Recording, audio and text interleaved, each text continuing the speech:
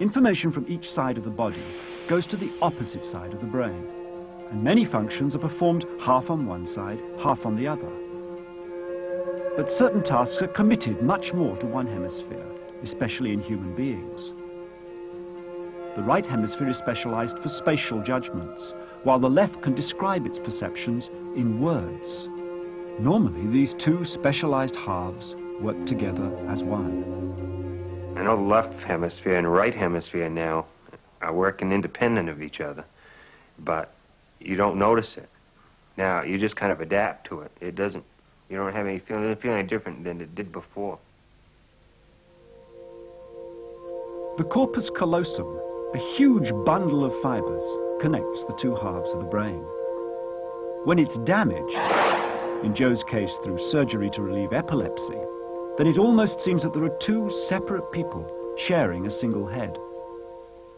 What we can do is play tricks by putting information into his disconnected, mute, non-talking right hemisphere and watch it produce behaviors. And out of that, we can really see that there is, in fact, a reason to believe that there's all kinds of complex processes going on outside of his conscious awareness of his left half brain. Joe, I'm going to show you some things. I just want you to tell me what you see. And here we go. You ready? Look right at the dot. Okay. Right. Okay, you ready? Look right at the dot. Grapes. Good. When Joe focuses on a point, look right at the dot, everything to the right of the point goes to his left brain, the dominant hemisphere for language and speech. Look right at the dot. So we can see here that when we flash a word or a picture, Joe is easily able to name it. There we go. See it. Close your eyes and let your left hand do a little work here.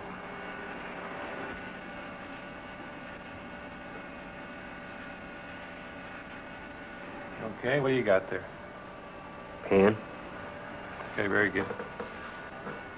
Now, when a word or a picture falls to the left of a fixation point, that information goes to his disconnected right half brain.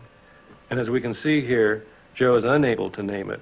Joe is able to draw the picture with his left hand, the left hand getting its major control from the right half brain. What did you draw? Okay. What did you see? Wheel on one side. I don't know what I saw on the other. So even though he can't name it, his left hand is able to draw out the picture of the stimulus, of the picture or word that we presented to his right half brain. What did you see? Hammer.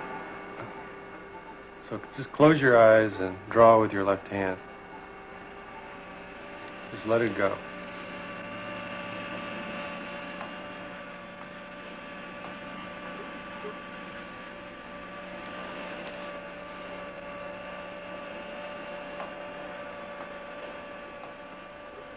Nice. What's that?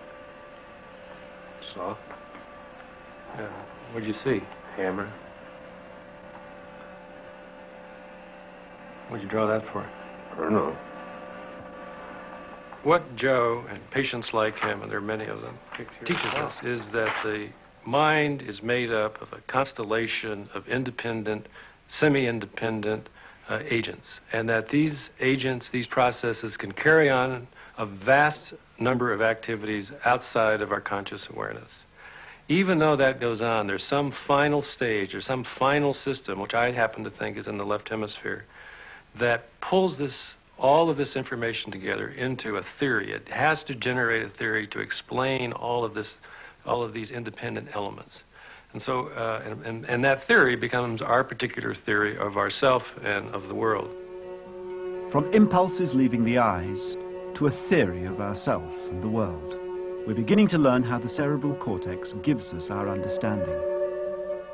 Francis Crick, famous for his contributions to molecular biology, is now fascinated with perception and with the relationship between brain